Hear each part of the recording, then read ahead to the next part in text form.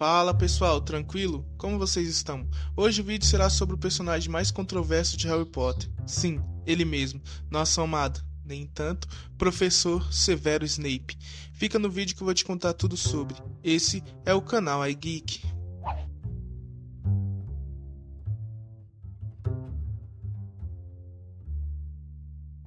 Severo Snape foi aluno, professor, até se tornar por fim diretor de Hogwarts. Esse vídeo não será sobre a sua história.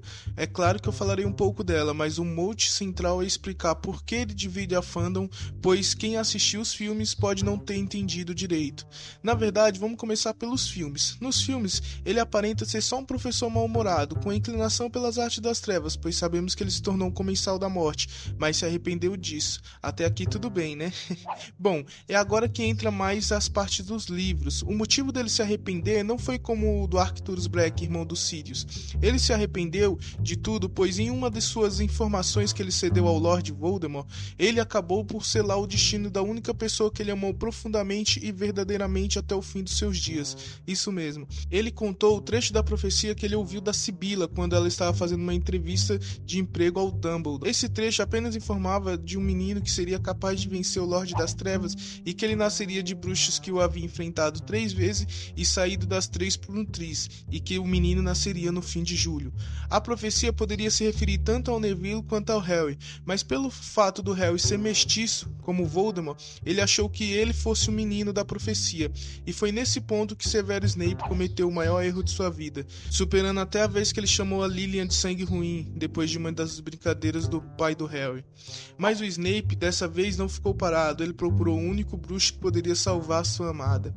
Eu vou ler um trecho das memórias do Snape dadas ao Harry do último livro, que diz tudo o que vocês precisam saber sobre esse diálogo do Dumbledore e Snape. Abre aspas. O Snape adulto arfava, virava-se no mesmo lugar, a mão apertando com força a varinha, esperando alguma coisa ou alguém. Seu medo contagiou Harry. Embora o garoto soubesse que não podia ser atingido, ele espiou por cima do ombro, imaginando o que Severo Snape estava aguardando. Então, um feixe denteado de ofuscante luz branca cortou o ar. Harry pensou em raio, mas Snape caíra de joelho e sua varinha voara da mão. Não me mate, não era essa a minha intenção. Qualquer aviso da aparatação de Dumbledore fora abafado pelo ruído do vento passando pelos galhos. Ele surgiu diante de Snape com as vestes drapejando contra o corpo e o rosto iluminado de baixo para cima pela varinha. Então, Severo, qual é a mensagem que Lord Voldemort tem para mim? Não, nenhuma. Eu estou aqui por conta própria. Snape torcia a mão, parecia meio demente, com os cabelos negros desgrenhados voando em torno da sua cabeça. Eu venho com um alerta, não, um pedido, por favor.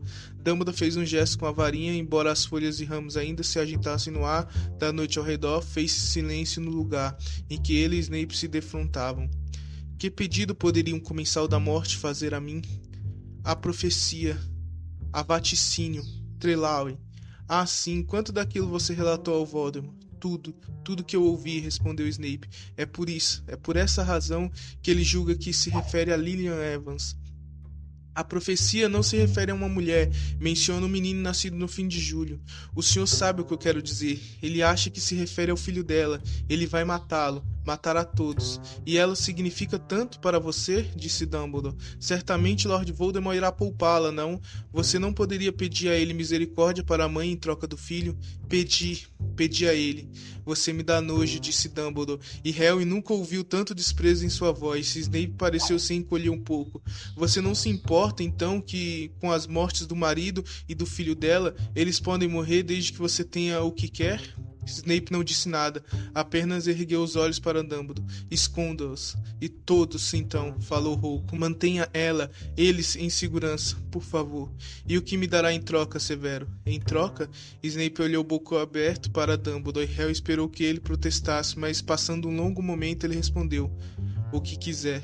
Fecha aspas. Bom, aqui vemos que o Snape amou a Lilian profundamente, de um jeito até um pouco anormal, pois não temos nenhum caso de outro romance dele ou nada da vida do Snape que tirasse ele de Hogwarts e do que ele prometeu ao Dumbledore. Por bem ou por mal, sua vida foi inteiramente dedicada ao seu amor não correspondido. Até essa parte entendemos um pouco melhor do Snape e vemos que ele não é o herói puramente bom que muita gente acha. Ele, como qualquer outro ser humano, possui defeitos. Ah, uma coisa legal de citar é o segundo diálogo com o Dumbledore depois que a Lilian morre. Vou citar rapidamente aqui para vocês, abre aspas.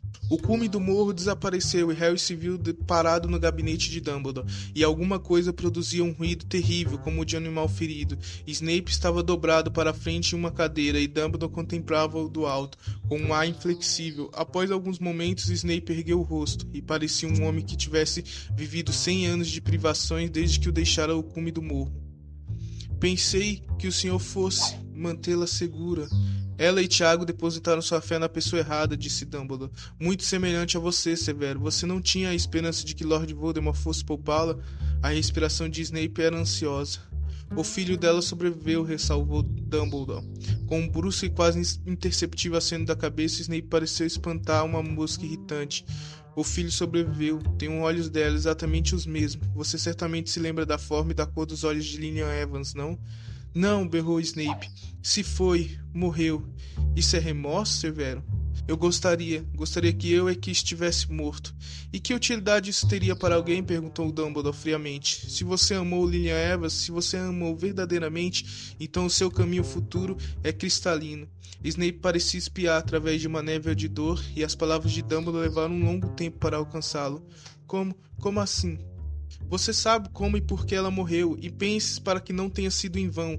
Ajude-me a proteger o filho de Lilian. Ele não precisa de proteção. O Lorde das Trevas se foi. O Lorde das Trevas retornará, e Harry correrá um perigo terrível quando isso ocorrer. Fez-se uma longa pausa, e lentamente Snape recuperou o controle, normalizou sua respiração, por fim disse. Muito bem, mas jamais revele isso, Dumbledore. Isso deve ficar entre nós, jure, não posso suportar, particularmente o filho de Potter. Quero sua palavra. Dou a minha palavra, Severo, de que jamais revelarei o que você tem de melhor. Dumbledore suspirou, olhando para o rosto feroz e angustiado de Snape. Se você insiste.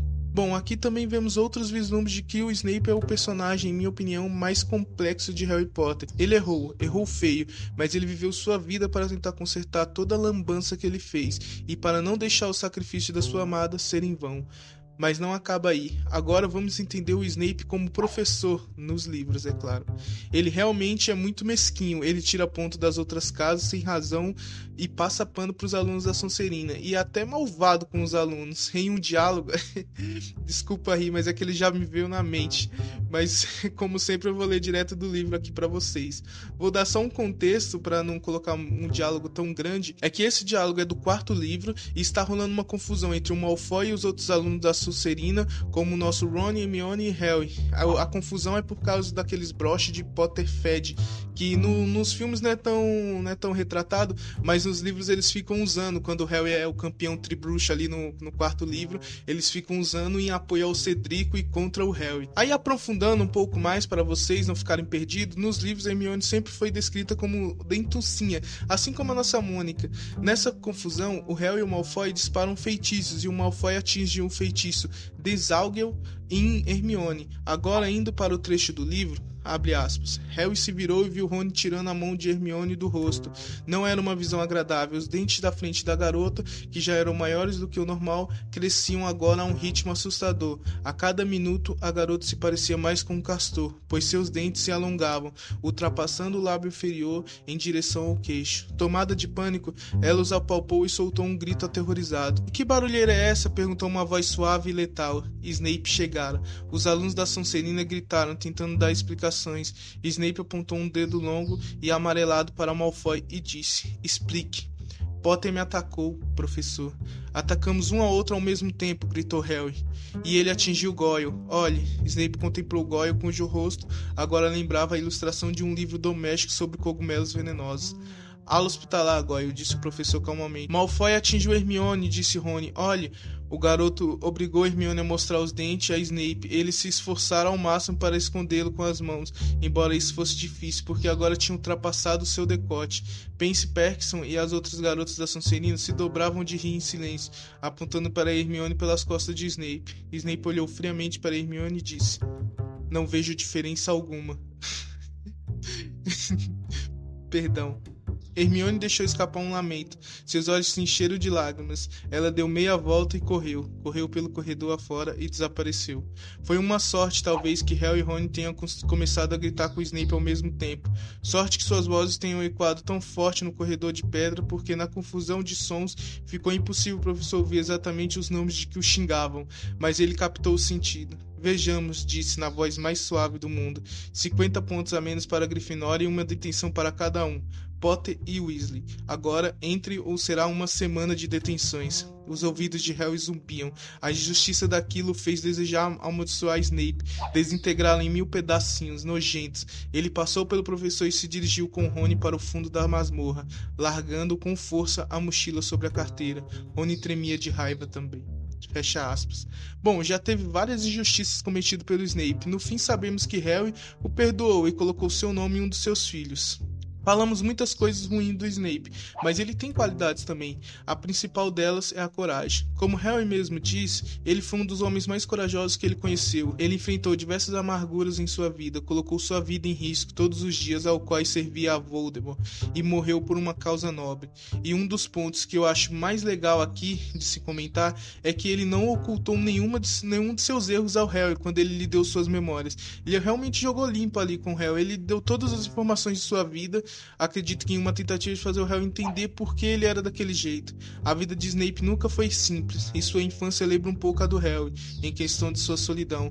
Claro que ele deu as memórias para comunicar ao Harry que ele teria que morrer, né? Que foi o último pedido do Dumbledore. Mas ele não precisava dar tantos detalhes. Também é um ponto da autora, né? Para nos contar sobre a história do Snape.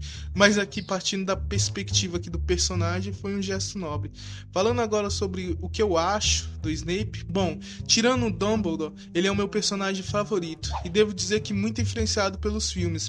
O que o Alan Rickman entregou como Snape é surreal. E os filmes dão uma aliviada no personagem. Então, como eu comecei Harry Potter, né, a gostar de Harry Potter pelos filmes, assisti diversas vezes os filmes até ficar tão curioso ao ponto de ir aos livros, então minha cabeça ela já foi mais enviesada, porque eu nunca tive a raiva do Snape, mas muitas pessoas que começam a ler, têm o primeiro contato com Harry Potter pelos livros, detestam o Snape, né? Tem outras não, que gostam dele, mas o Alan Rickman como Snape nos filmes ajudou muito a limpar um pouco a barra do personagem, vamos dizer assim. Agora, só para terminar o vídeo, uma das palavras mais famosas entre os fãs é justamente uma de Snape, quando ele questiona o Dumbledore sobre o fato do Harry ter que morrer, mais uma vez citando o livro, abre aspas. Dumbledore abriu os olhos e Snape estava horrorizado. Você o manteve vivo para que pudesse morrer na hora certa? Não fique chocado, Severo. Quantos homens e mulheres você viu morrer? Ultimamente apenas os que não pude salvar.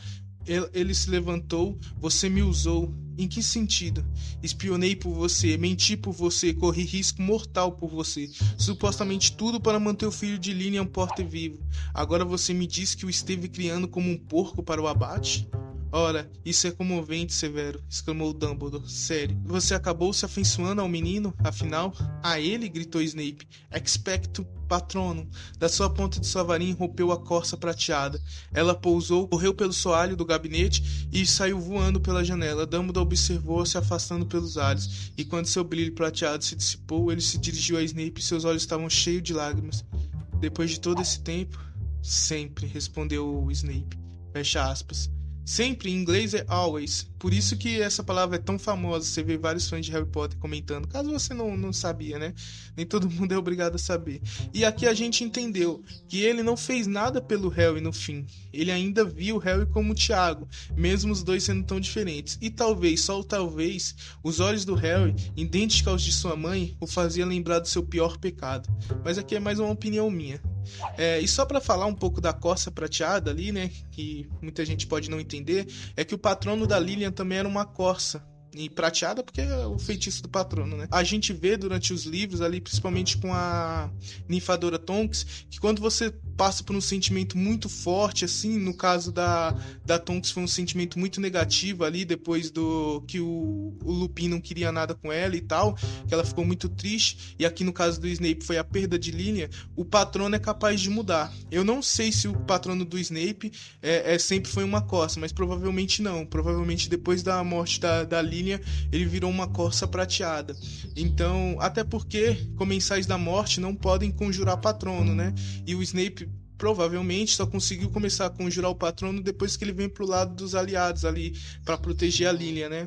Então essa referência da corça, que ele só fez esse gesto e o Dumbledore perguntou depois de tanto tempo, é porque era o mesmo patrono da linha. E uma coisa fica evidente aprendendo um pouco mais sobre Snape, porque vocês amam ou odeiam ele. Até o fim, Snape sempre amou a linha. Até o fim.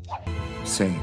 Mas e aí, gostaram do vídeo? Consegue entender agora um pouco porque o Snape é tão complexo? Ou você o ama ou você o odeia. Se quiser saber mais detalhes sobre a infância dele ou por que ele odiava o Thiago, deixa aqui nos comentários, deixa também o seu like e se inscreva no canal. Até a próxima aí, tchau.